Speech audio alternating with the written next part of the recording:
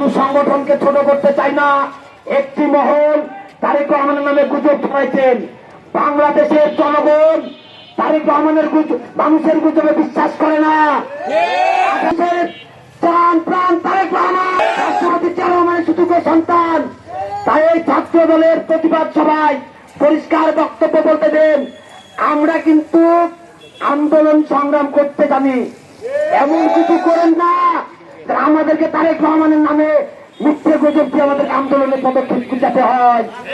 তার কথা বলতে চাই, এই কাটাখালী পৌরসভার ছাত্র দলের যে কাটাখালী পৌরসভার স্থানে যেখানে করলাম, রাজশাহী জেলার ব্যানারে আমার প্রান্তীয় সহযোদ্ধা ফাইসাল এখানে উপস্থিত আছেন, এখানে অনেক উপস্থিত আছেন।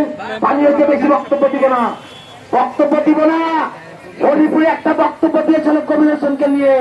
তাকে আমি কবির হোসেনের কথা মুখে দেওয়ার আগে ওই স্ত্রীর তো যে বাপ বসছিল, ওই বাপকে বলবো কবির হোসেনকে। কবির হোসেনকে আমি তোকে বললাম তুই দুবার করে।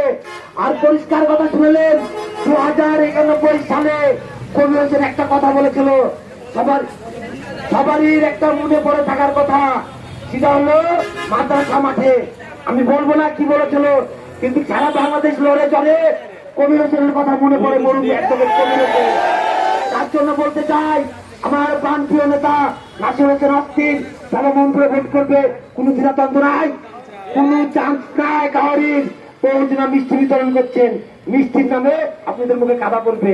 পরিষ্কার বক্তব্য দিলেন, বক্তব্য মিস করলাম। আসসালাম।